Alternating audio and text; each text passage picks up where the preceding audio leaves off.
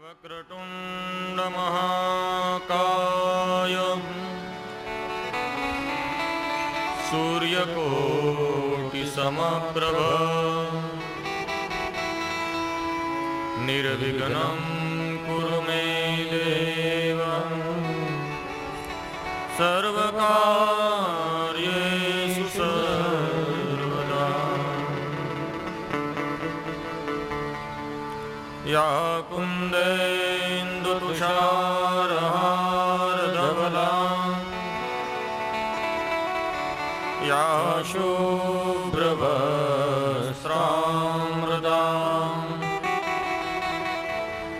या वीणावरदण्डमण्डितकरा या श्वेतपद्मासना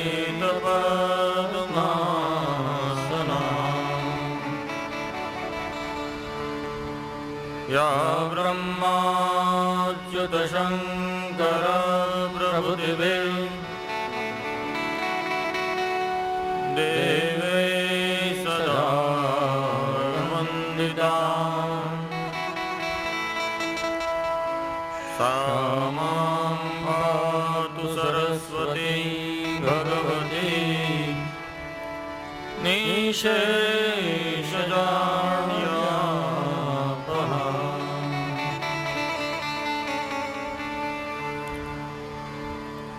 श्री गुरुचरण सरोज रज निज मन मुकुर सुधारी बरनहु रघुबर विमल जसु जो दायक फल चारि।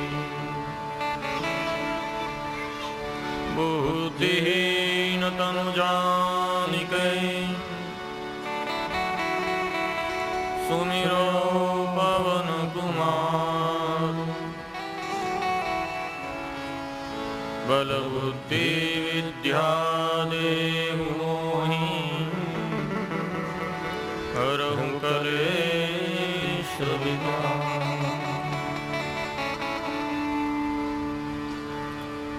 बोली हनुमान जी महाराज की जय।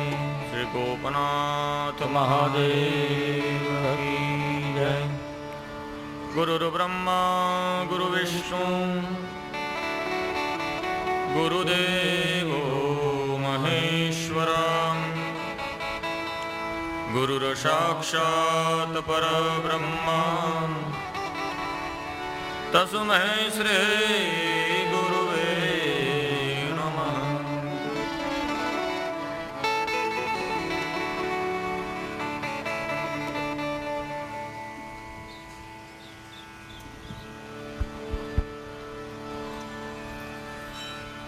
श्री शुक उवाच वर्यानीशते प्रश्नः कृतो लोकहितं नृप आत्मवित्सम्मतः पुंसां श्रोतव्यादिषु यः परः।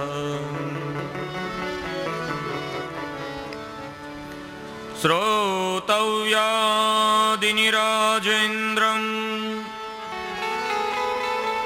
नृणां सन्ति सहस्रशयः अपश्यतामात्मतत्त्वं गृहेषु गृहमेदिनाम्।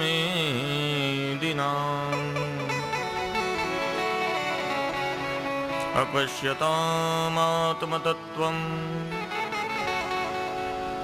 गृहेषु गृहमेदिनाम्।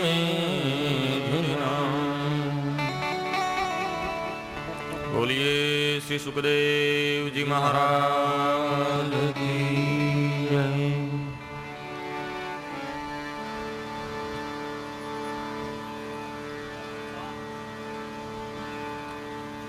परम कृपाळु परमात्मा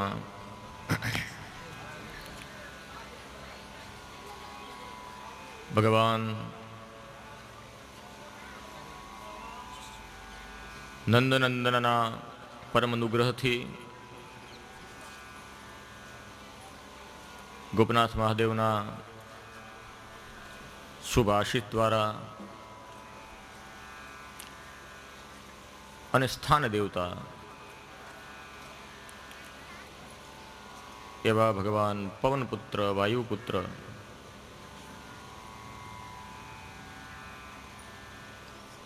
પૂંછડિયા દાદાના સાનિધ્યમાં ઊંચડી બોલું ને તો મને પૂંછડું યાદ આવે.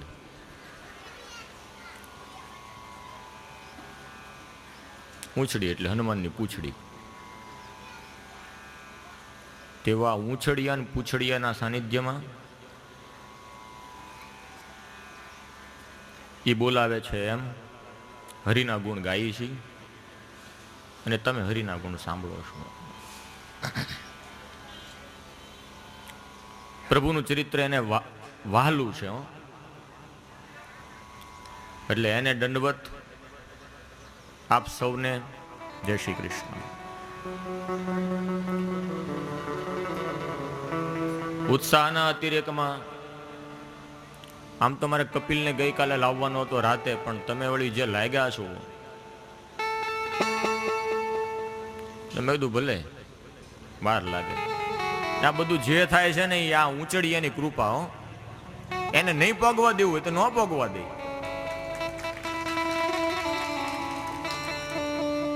એને પોગાડવો હોય તો ઘડીકમાં પોગાડી દે.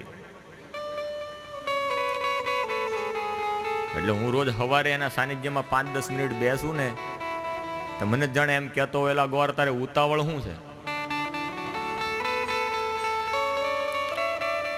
એની ઉતાવળ છે. એ અહીંયા ઉતારો આપ્યો છે ને અહીંયા 2 ટાઈમ રોટલાય થઈ જાય છે. સાંભળવા વાળા હલતા નથી 7 વાગે તોય. તું સીધને ઉતાવળ કરે છે, ધીમો હરે ને. મેં કીધું તો એમ બાપા, બીજું હું. એટલે એની કૃપા છે, એટલા અહીંયા બોલાય છે. નકર સવારે 3.5-3.5 કલાક, બપોરના સત્રમાં 3.5 કલાક અને પાછું 1.5 કલાક સુંદરકાંડ ગળા જવાબ ન દેવાલા આ ઈ બોલાવે ને એટલે બોલવી. નકર ક્યારના હુતાવત બાટલો ચડાવી.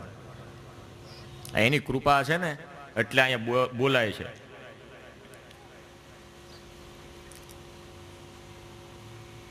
આ બધા મને કાલ ના પાડતા હતા કે તમે રહેવા દો.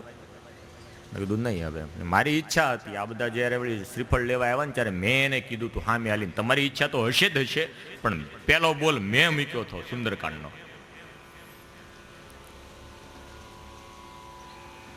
મારે સુંદરકાંડ ઉચડિયાના સાનિધ્યમાં કરવો છે એટલે મારે રહેવું જ પડ્યું. મારી ઈચ્છા હતી ગમે એ થાય. એટલે એની કૃપા છે એટલે હવે 5 દિવસ બીજા વાંધો નહીં આવે. તો એની કૃપા એ કરી. ભાગવત કથાના આજે 3ય દિને આપ સૌનું સ્વાગત છે.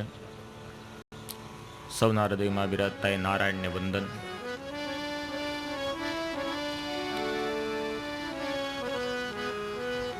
એટલે એક તો એની ઉતાવળ હશે, એને ના પાડી છે કે મારે હમણાં કામ છે થોડુંક, શનિવાર છે ને એટલે હું આજે નહીં આવું. આ સુખદેવ છે ને એ રુદ્રાંશ છે, રુદ્રનો અંશ છે. હનુમાન છે ને એ રુદ્રનો અંશ છે. એટલે સુખદેવ અને હનુમાન કોઈ અલગ નથી. એટલે કે આજે શનિવાર છે ને, આજે બધા બહુ દર્શને આવે છે એટલે આજે હું કથામાં નહીં આવું.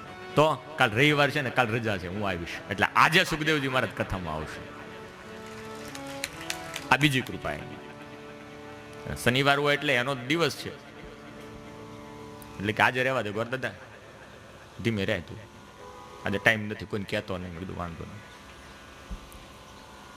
તો પરીક્ષિત મહારાજને ગઈકાલે શ્રાપ થયો, એની કથા આપણે ભણ્યા, ગઈકાલે જોઈ. શમિક ઋષિના આશ્રમમાં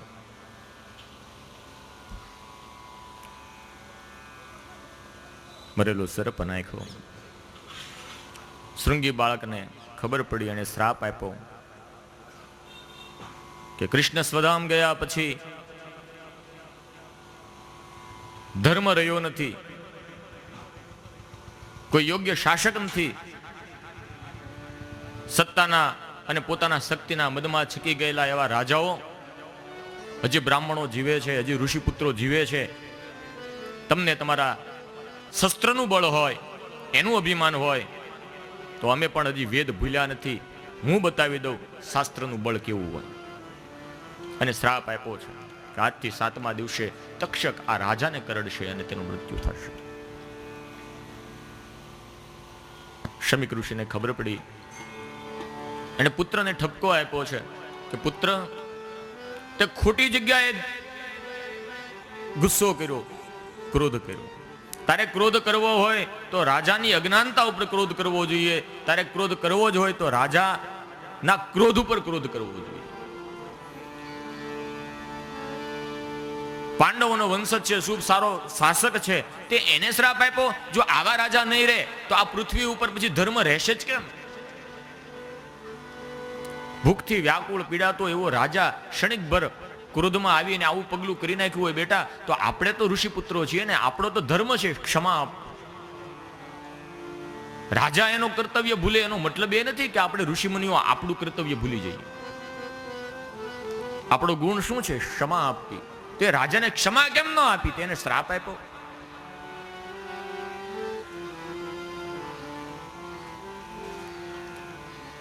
શમીક ઋષિએ પોતાના 2 શિષ્યને મોકલ્યા છે કે જાઓ તમે પરીક્ષિત રાજાને જઈને સમાચાર આપો, આ શ્રાપને હવે મિથ્યા તો કરી શકાશે નહીં, પણ એને સાવધાન તો કરો કે 7 દિવસની અંદર એનું મૃત્યુ છે, અને હવે જે કંઈ કરવાનું એ કરી લે.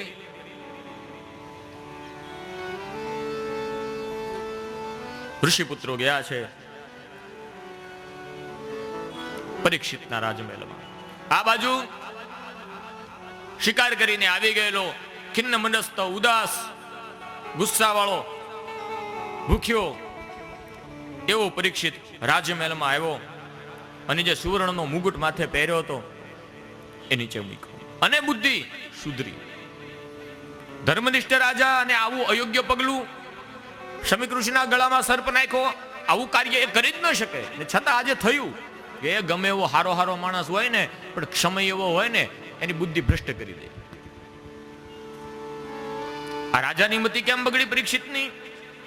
કેવળો સુવર્ણનો મુગટ પહેર્યો હતો ને માથે, એટલે એને સ્થાન આપ્યા હતા કલિયુગને રહેવા માટે કે અનિતિથી મળેલું ધન, અનિતિનું સુવર્ણ, સોનું, એની અંદર કલિયુગનો વાસ, તારે રહેવું. એમાં રાજાએ જ કલીનો નિગ્રહ કર્યો હતો અને એને જ આ સ્થાન આપેલું હતું. એ જ સુવર્ણનો મુગટ રાજાએ માથે પહેર્યો. હવે શું પરીક્ષિતની પાસે અનિતિનું ધન હતું? આવો પ્રશ્ન થાય કે ના ભાઈ, પરીક્ષિતની પાસે તો અનિતિનું ધન નહોતું, તો બાપ દાદાનું હતું, એટલે પાંડવોએ અનિતિનું ભેગું કર્યું હતું એમ? એ કે ના, એ રાજસૂર્ય યજ્ઞ થતો હતો ને, ત્યારે બધા રાજાઓને બોલાવ્યા, યુધિષ્ઠિરે કૃષ્ણને બોલાવ્યા. અગ્ર પૂજા કોની કરવાની? કૃષ્ણની. હવે રાજસૂર્ય યજ્ઞ કરવો છે એટલે પર્સનલ યજ્ઞ છે, આ રાજાનો યજ્ઞ નથી. ગામ સમસ્ત આયોજન હોય ને, તો ગામના ખર્ચમાં એ પૈસા લખાય, અથવા તો ગામ ફંડ ફાળો ભેગો કરે અને કથા થાય. આ પર્સનલ કથા છે એટલે કોઈક પરિવારે પૈસા કાઢવા પડે, એમાં ગામ આગળથી ઉઘરાવાય નહીં, હે ને? રાજાએ જો રાજ આખાનું કામ કરવું હોય તો રાજ્યના ખજાનાનું ધન વપરાય, ને પોતાનો પ્રચાર કરવો હોય ને તો પોતાના પૈસા વપરાય, એમાં ખજાનાનું ધન ન વપરાય. આ નીતિ. અહીં પાંડવોએ રાજસૂર્ય યજ્ઞ કરવો છે એટલે રાજ્યના ખજાનાનું ધન વપરાય નહીં. કૃષ્ણએ કહ્યું કે જાઓ રાજાઓને જીતો. રાજસૂર્ય યજ્ઞ કરવો પડે, બીજા રાજાઓને જીતી અને ધન લાવવું પડે. એમાં જરાસંઘને જીતેલો, આ કથા પછી આવશે. જરાસંઘને જીત્યો અને એનું બધું જે કઈ ધન હતું એ ધન અત્યારે આ ખજાનામાં પડેલું છે, અને એમાં જરાસંઘ જે મુંગટ પહેરતો ને, એ મુંગટ હવે પરીક્ષિતને ગમ્યો અને એને માથે ધારણ કર્યો. જો બધું ગમે ને બધું લઈ ન લેવાય હો. ને આપણા ગામની તો પ્રથા છે, નાનું અમતું કઈક સોનાનું હાવ નાનું આભૂષણ, અરે ચાંદીનું પણ જડે ને તોય આપણે વળી દેવ દર્શનમાં નાખી દઈએ ને ઘરે ન લવાય ને લાવતા પણ નથી આપણે. ભલે આપણે કોઈનું ચોર્યું નથી પણ મળેલું છે ને એ પણ એ મહેનત વગરનું જેટલું મળ્યું ને બધું ઝેર જ છે, સમજી લો. અનીતિનું કયું છે કે કોઈની પાસે તે આંચકી લીધેલું, ઝૂંટવી લીધેલું, ચોરી કરેલું એ તો છે જ, પણ મહેનત વગરનું મળ્યું છે ને એ બધું ઝેર જ છે ને એ બધું અનીતિનું જ છે. મહેનતથી મળે છે ને એ આપણું. અને એ મુંગટ આ પરીક્ષિતે પહેરેલો એટલે એની બુદ્ધિ ભ્રષ્ટ થઈ. એટલે બહુ ધ્યાન રાખજો, સંભાળજો. મહેનત વગરનું કઈ મળે છે તો એ ગ્રહણ કરીશું. આપણને તો શું જોઈએ કે વધારેમાં વધારે જેટલું જલ્દી ને જલ્દી, ઇન્સ્ટન્ટનો જમાનો છે ને, આપણે વાટ જોવી જ નથી. ભગવાન આજે મળી જતો હોય ને તો વળી અઠવાડિયું આપણે વળી એક જગ્યાએ બેહવી નહીં. પૈસા આજે એક દિવસની અંદર મળી જતા હોય તો લોંગ ટર્મ ઇન્વેસ્ટ કોઈ કરે જ નહીં.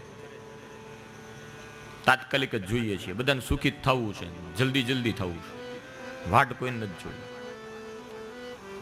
સુખી તમે કોને ગણો છો? રૂપિયા પૈસા હોય ઈ?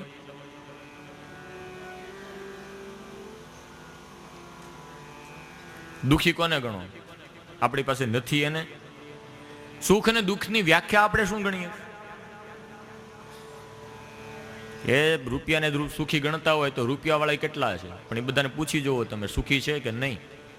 કાંઈ નથી એને કમાવાની ઈચ્છા, ને કાંઈક કમાઈ ગયા એને વધારે કમાવાની ઈચ્છા, લાખ કમાણા એને કરોડ, ને કરોડ કમાણા એને અબજો કમાવાની ઈચ્છા, એક મકાન છે એને ફાર્મ હાઉસની ચિંતા, ને ફાર્મ હાઉસ રાખ્યા પછી 2-4 બીજી ફેક્ટરી વધી જાય એની ચિંતા. વધારે જ જાય, વધારે જ જાય. જે છે એમાં એને સુખ મળતું નથી. સુખ ક્યાંથી મળે? કે મારી પાસે છે એવું બીજા પાસે ન હોય, બસ આ વસ્તુ હોય ને તો સુખ, નકર નહીં. આપણી સુખની વ્યાખ્યા અત્યારે વર્તમાન સમયની અંદર આ થઈ ગઈ. મારી પાસે બધું હોય પણ મારી પાસે હોય એટલે હું સુખી નથી. મારી પાસે હોય એ બીજા કોઈની પાસે ન હોય તો હું સુખી.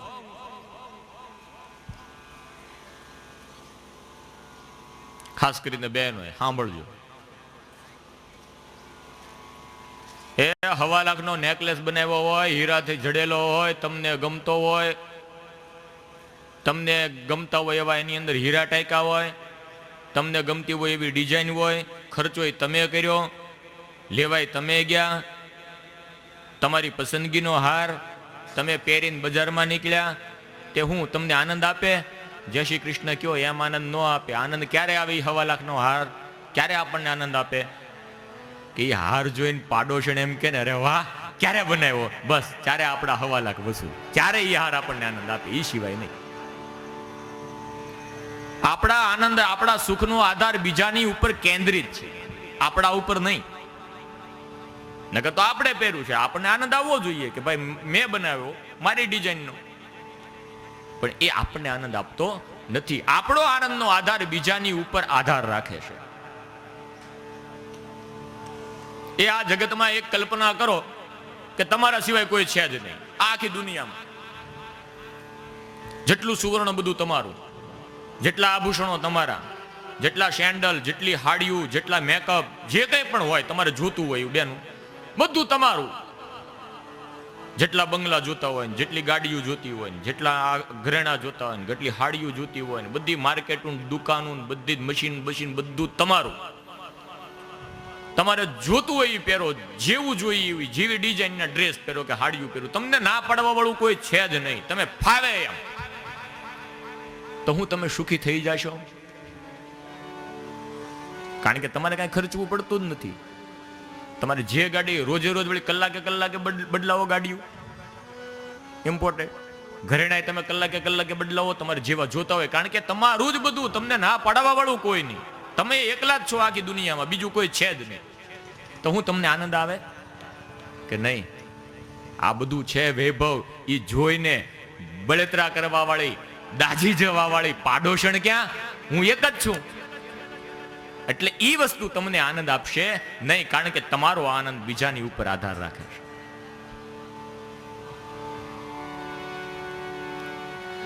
આ બાજુ પરીક્ષિત મહારાજે બધી જ રાજસત્તાનો ત્યાગ કર્યો. પેલા ઋષિકુમારો આવ્યા, ખબર પડી કે 7મા દિવસે મારું મૃત્યુ છે. અને પરીક્ષિત રાજી થઈ ગયો. ઓહો, 7 દિવસ હજી મારી પાસે છે, 7 દિવસ તો કાળે મારો વાળ વાંકો ન કરી શકે, આટલી તો ગેરંટી.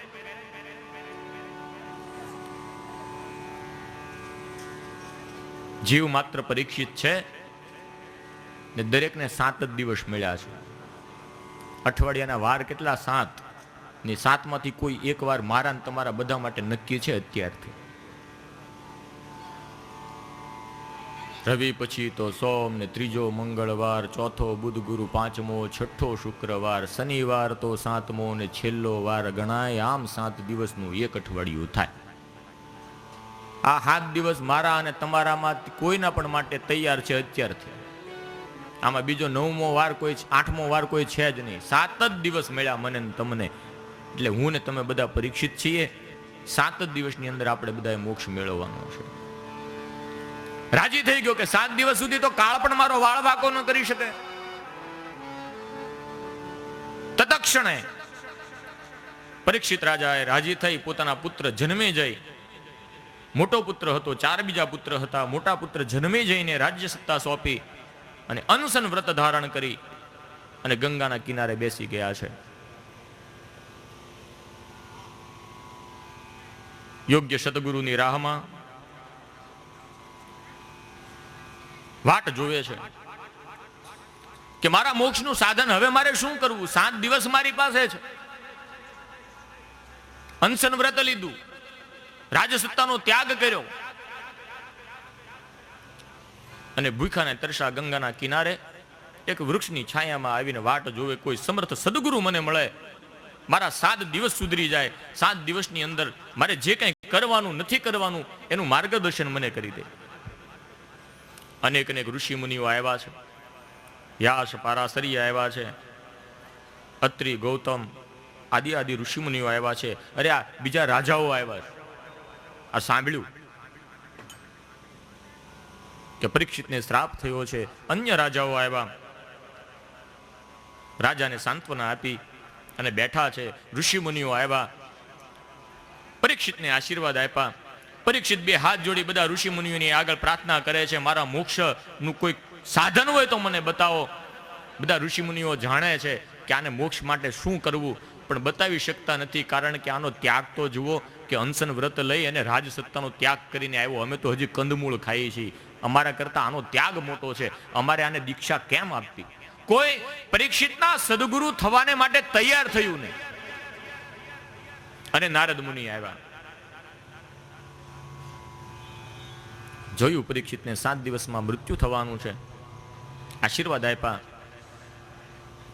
અને કહે છે આનું પતન ન થાય એના માટે થઈ હું કોઈક યોગ્ય સદગુરુને ગોતતો આવું.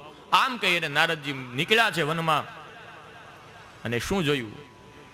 પરીક્ષિત મહારાજ ધ્યાનસ્થ છે, સમાધિ લગાવીને બેઠા છે. નારદ મુનિ આવ્યા, ભગવાન ગંગાના કિનારે પાંડવોનો વંશ, ધર્મનિષ્ઠ રાજા પરીક્ષિત અંતિમ 7 દિવસની પ્રતીક્ષામાં છે. એને આવો, હે અવધૂત, તમે એનું માર્ગદર્શન કરો. પરીક્ષિતે શ્રી સુખદેવજી મહારાજે ના પાડી દીધી. હું જોઈને આવ્યા છું, મેં કઈ વળી કઈ બધાનો ઠેકો રાખ્યો છે? તમે લેતા હો કે મને કે ન્યા હાલો કથા કરવાને, હાલો કથા કરવાને. શ્રી સુખદેવજી મહારાજ પોતાની મસ્તીમાં છે, અને સમાજની હારે કોઈ લેવા દેવા છે જ નહીં. એનું કર્મ છે એ ભોગવે, એમાં મારે શું લેવા દેવા? તમારાથી ઉપાય થતો હોય એ કરો. ના પાડી શકે, એની મરજી વક્તાની. એને કથા વાંચવી હોય તો વાંચે, ન વાંચે નહીં. કઈ જવાબદારી થોડી લીધી છે? શીખાય એના માટે શીખે.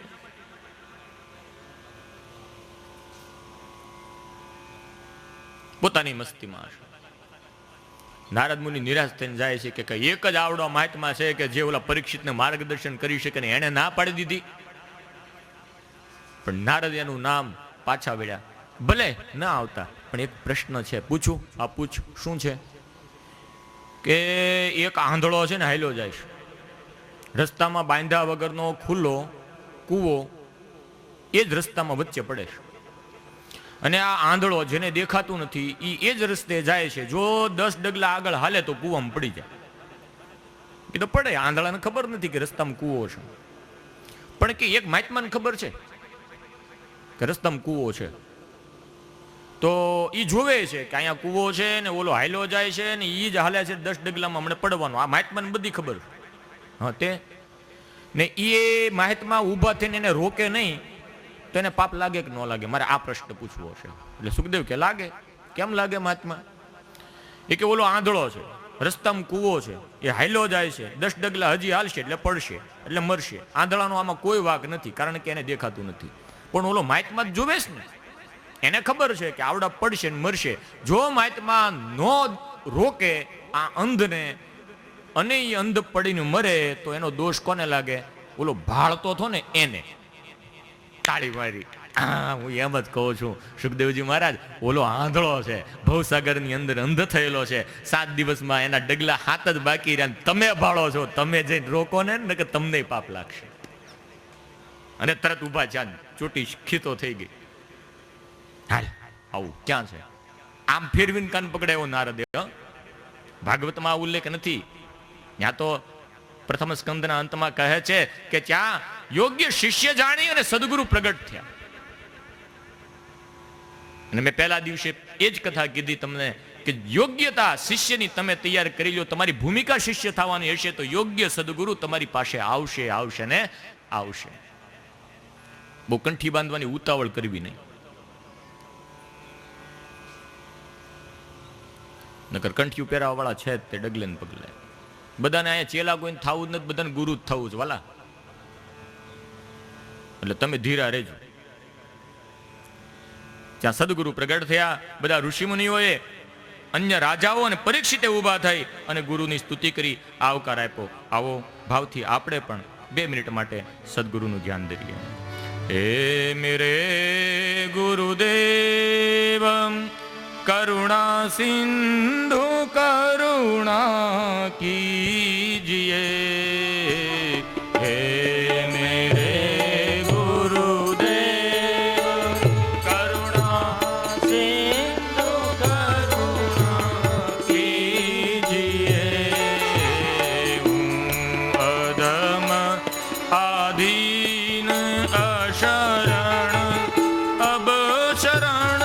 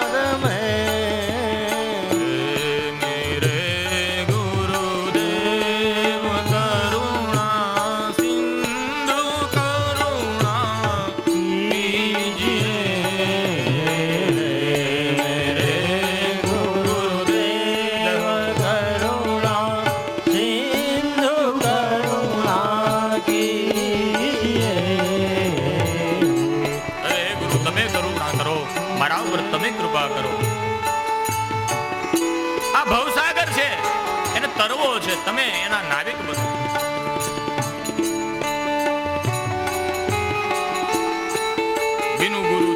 तरई न होई जो तरई जो कर सम होई पाप बोझे से लदी नैया बबर में आ रही पाप बोझो से लदी नैया बबर में आ रही नाथ दौड़ो अब बचाओ जल्द डूबी जा रही नाथ दौड़ो अब बचाओ जल्द डूबी जा रही है मेरे गुरुदेव करुणा सिंधु करुणा कीजिए गुरुदेव करुणा सिंधु करुणा कीजिए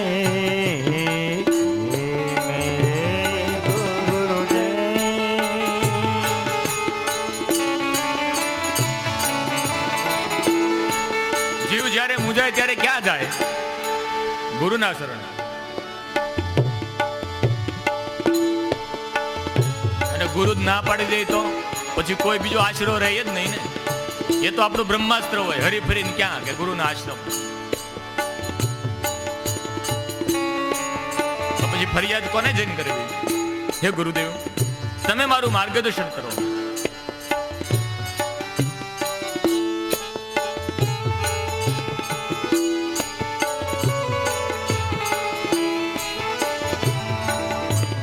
आप भी यदि छोड़ देंगे फिर कहाँ जाऊंगा मैं आप भी यदि छोड़ देंगे फिर कहाँ जाऊंगा मैं जन्म दुख से नाव कैसे पार कर पाऊंगा मैं जन्म दुख से नाव कैसे पार कर पाऊंगा मैं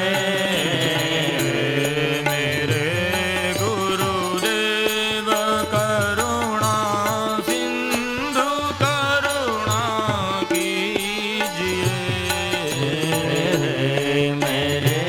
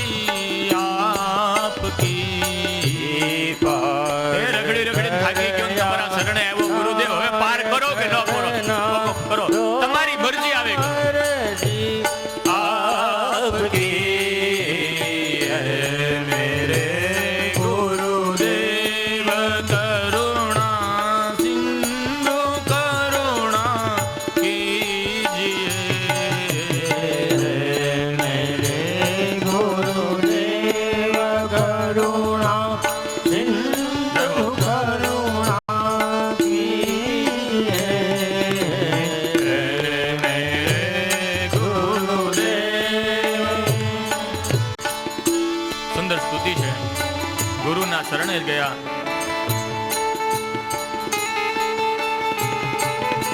અને સમર્થ સદગુરુ સામે આવીને ઉભા રહ્યા, એનું સ્વાગત કર્યું, એને પ્રાર્થના કરે છે, હવે તમે તારો, બીજો કોઈ ઉપાય નથી. જરૂર છે માત્ર સમર્થ સદગુરુના શરણે જવાની. હા, એક વખત એને આપણા જીવનની રાશ આપી દીધી ને, પછી એ જ્યાં લઈ જાય. પણ પૂર્ણ ભરોસો, સંપૂર્ણ સમર્પણ ગુરુના ચરણ. આવો સંકીર્તન દ્વારા આપણે 2 મિનિટ માટે સદગુરુનું આરાધન કરીએ.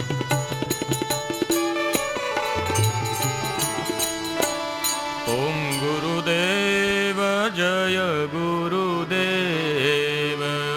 ઓમ ગુરુદેવ જય ગુરુદેવ. ઓમ ગુરુદેવ જય ગુરુદેવ. ભાવશે. ઓમ ગુરુદેવ જય ગુરુદેવ. અધમ ઉદાહરણ જય ગુરુદેવ. અધમ ઉદાહરણ જય ગુરુદેવ.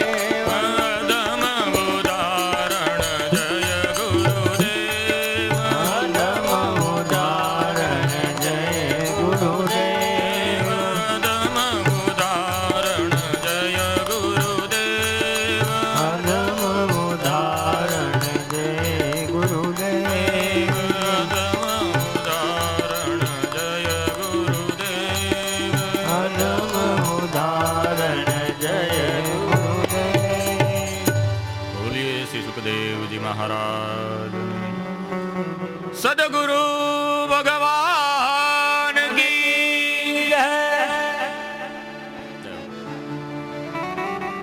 સમર્થ સદગુરુ પરમાત્મા પધાર્યા છે. ગુરુ ગોવિંદ દોનો ખડે કિસકો લાગુ પાય બલિહારી ગુરુદેવ કી જો ગોવિંદ દિયો દિખાય. ગુરુનું સ્વાગત કર્યું, પ્રશ્ન કર્યા, મોક્ષનું મારું સાધન કયું, આસન આપી બેસાડ્યા.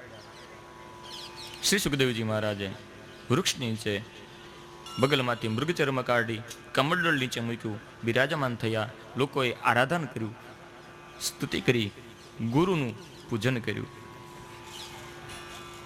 અહીં પ્રથમ સ્કંદને વિરામ આપ્યો. દ્વિતીય સ્કંદના પ્રારંભે શ્રી સુખદેવજી કથાની શરૂઆત કરે છે.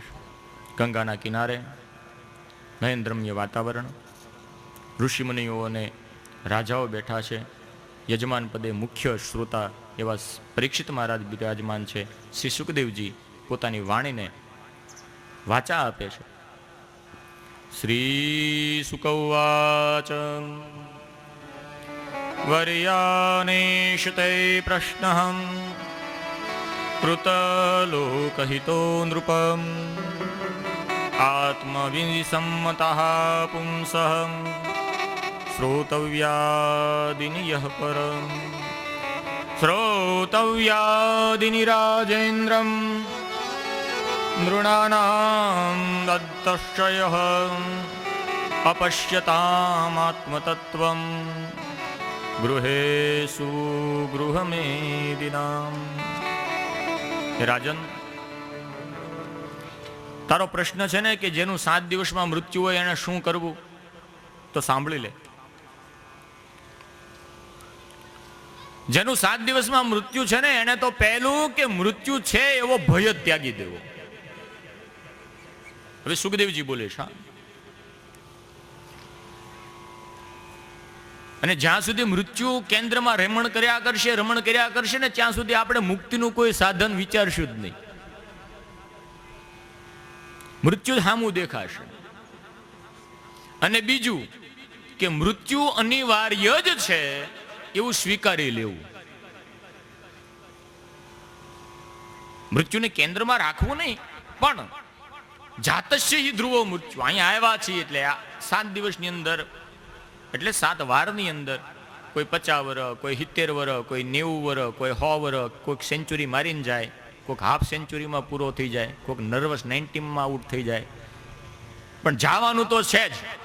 એટલે પેલો એ કે મૃત્યુ અનિવાર્ય સત્ય છે આ જગતનું, એને સ્વીકારી લેવું, એનાથી ભાગવું નહીં. મૃત્યુથી કોઈ બચી શક્યું જ નથી. ઘણી બધી કથાઓ આવે છે, હિરણાક્ષની ને રાવણની, હિરણ્યકશિપુની. મરવું ન પડે એ હાટું હું કર્યું એ લોકોએ. પણ આ જીવનનું અંતિમ સત્ય મૃત્યુ. એટલે એ નક્કી કરી લેવું કે અહીંયા કોઈ અમર છે જ નહીં. આ યક્ષ પ્રશ્ન છે. યક્ષે યુધિષ્ઠિરને પ્રશ્ન કર્યો છે કે આ જીવનનું સૌથી મોટું આશ્ચર્ય કયું ને સૌથી મોટું સત્ય કયું, અને યુધિષ્ઠિરે યક્ષને જવાબ આપ્યો કે મૃત્યુ આ જીવનનું અનિવાર્ય સત્ય છે. કોઈ પણ આવ્યો છે એટલે ગમે ત્યારે જવાનું ને જવાનું. અને આશ્ચર્ય છે એ વાતનું કે મૃત્યુ અનિવાર્ય હોવા છતાં લોકો એમ જ સમજે છે કે હું અમર જ છું. પોતે અમરપટ્ટો બાંધીને જ આવ્યો આવું જ વિચારે ને પછી મીડા કરે કામ કરવા એવા ખોટા. એટલે જીવનનું અંતિમ સત્ય, અનિવાર્ય સત્ય એ મૃત્યુ છે, એનો સ્વીકાર કરવો અને મૃત્યુના ભયને કાઢી નાખવો. આ ભય બીજું કાંઈ કરવા નહીં દે. અને વ્યાસજીએ જેટલા પહેલા શાસ્ત્ર રચ્યા ને એમાં બધા મૃત્યુનો ભય જ બતાવ્યો કે આ લોકો છે ને આ ભય હશે ને તો જ ભગવાનને માનશે, નકર ભગવાનને કોઈ પૂછશે નહીં. ને વાત એ સાચી ને. ભય હોય, સંકટ હોય, દુઃખ હોય ત્યારે જ ભગવાન યાદ આવે છે. સુખમાં કોઈ યાદ કરતું જ નથી ભગવાનને. દુઃખ મેં સુમિરન સબ કરે, સુખ મેં કરે ન કોઈ, જો સુખ મેં સુમિરન કરે તો દુઃખ કહાં સે હોય. એટલે દુઃખમાં જ ભગવાન યાદ આવે, સુખમાં કોઈ ભગવાનને યાદ કરતું નથી. દુઃખમાં હું સુખમાં હું વિસરું તને, દુઃખમાં હું યાદ કરું. મને મુશ્કેલી જ્યારે પડે ત્યારે તને યાદ કરું, દુઃખમાં હું વિસરું તને, દુઃખમાં હું યાદ કરું. વિપદો નૈવ વિપદ સંપદો નૈવ સંપદ વિપદો વિસ્મરણમ વિષ્ણુ સંપન્ન નારાયણ સ્મૃતિ. એટલા માટે ગઈકાલે આપણે કુંતા સ્તુતિ જોઈ, એમાં કુંતા માત્યાજીએ કીધું કે ભત્રીજા મને આપ તો વિપત્તિ આવજે, વિપત્તિ હશે ત્યારે તું દોડીને અમારા સુધી આવીશ. આપણે ભગવાનની પાસે વિપત્તિ નથી માંગવી, પણ એવી સંપત્તિ માંગીએ કે પ્રભુ એવી સંપત્તિ આપજે કે જેમાં અમે તારું નામ લઈએ. એટલે વિપત્તિમાં જ ભગવાન યાદ આવતા હોય તો ભગવાન કે તો હું વિપત્તિ આપું કે નહીં નહીં નહીં નહીં, થોડુંક ચેન્જ કરો, સુખ આપો, પણ એવું સુખ કે ભગવાન ન ભૂલાય. દુઃખ તો કોઈને જોતું જ નથી.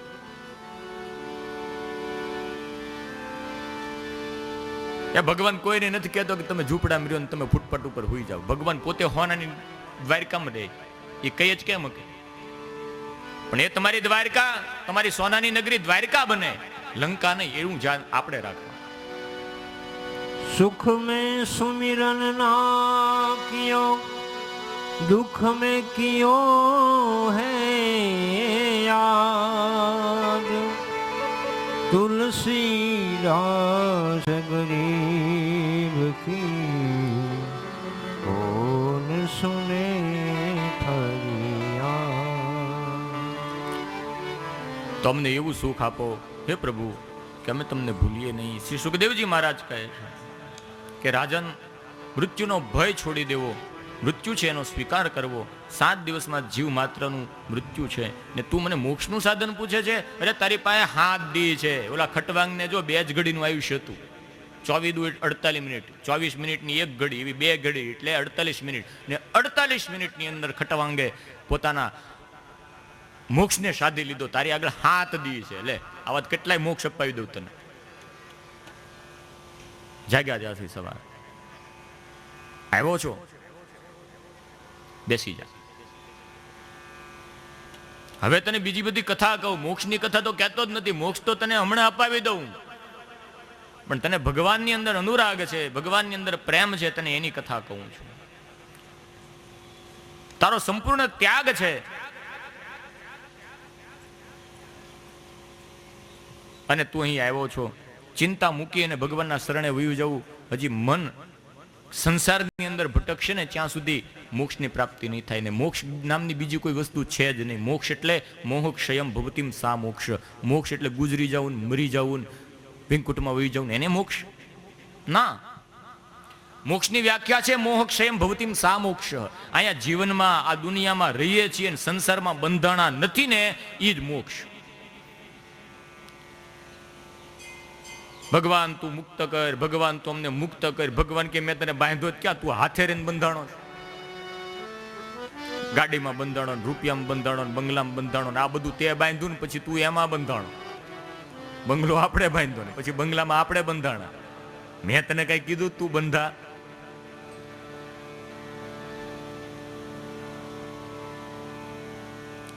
બંધનથી છૂટવાના માર્ગ બતાવ્યા કે પહેલા તો બંધન કાંઈ છે જ નહીં, સમજી લો. આગળ કપિલ ગીતાની અંદર આવશે આ દેવહૂતિને કપિલ ભગવાન કહે છે કે બંધન નામની કોઈ વસ્તુ છે જ નહીં, સમજી લો. એ કુંભારનો ગધેડો, ધોબીનો ગધેડો, ધોબી રોજ ગધેડાની ઉપર પીઠ ઉપર લુગડાનું પોટલું મૂકે અને નદી કિનારે કપડા ધોવા જાય. ધોબી